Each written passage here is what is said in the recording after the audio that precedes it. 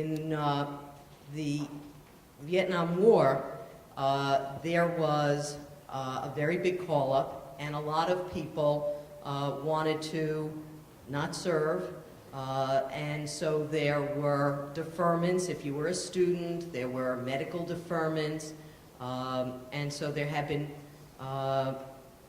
there were jokes at the time.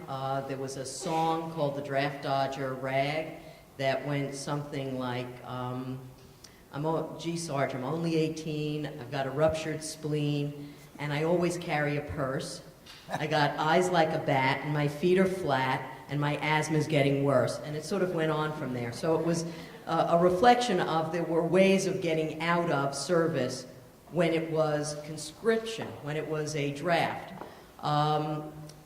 The elimination of the draft created the all-volunteer army, and it became then the recruiting was very vigorous, an attempt to say, hey, this is a career choice, this is an employment path, this is something you can serve your country, you can get an education, or you can serve your country but travel the world. There were a lot of inducements.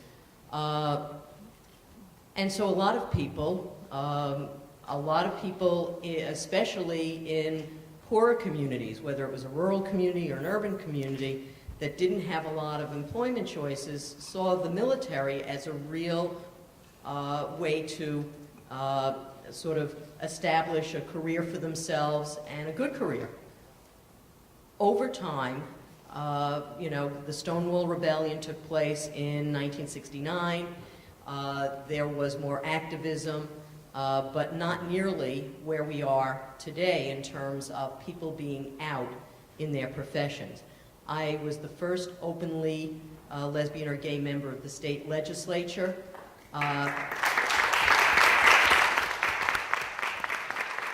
That didn't happen until 1990.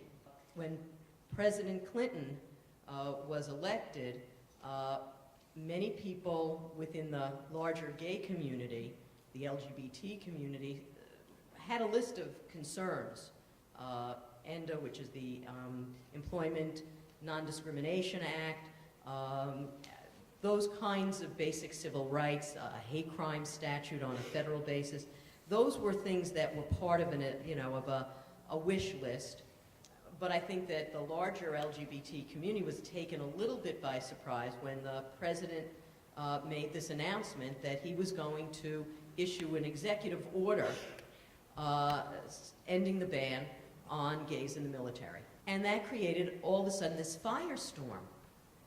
And people were kind of shocked, and I think in the gay community people were shocked because they didn't expect it, and nobody was prepared for that fight.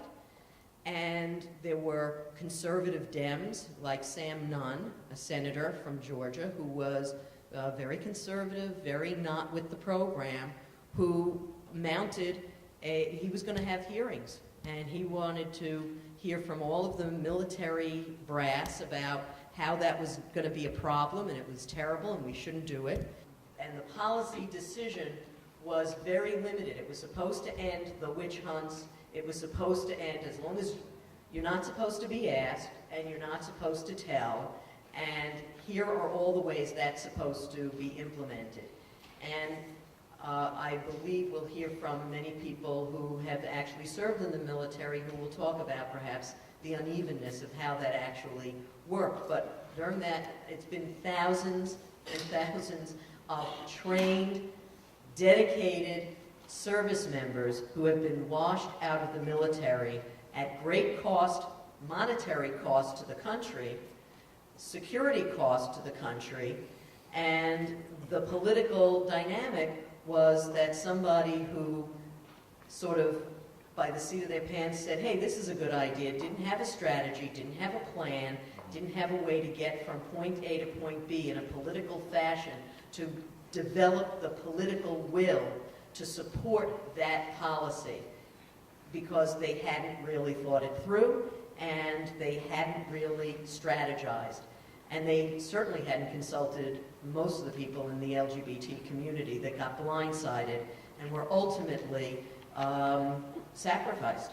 And then there are the service members, the personal loss to those people of having to deny who they are in order to serve their country, which is a shame on all of us, but a debt of gratitude to all of the members who have tried to serve their country, and many of whom have actually died for the freedoms that we enjoy. Thank you very much.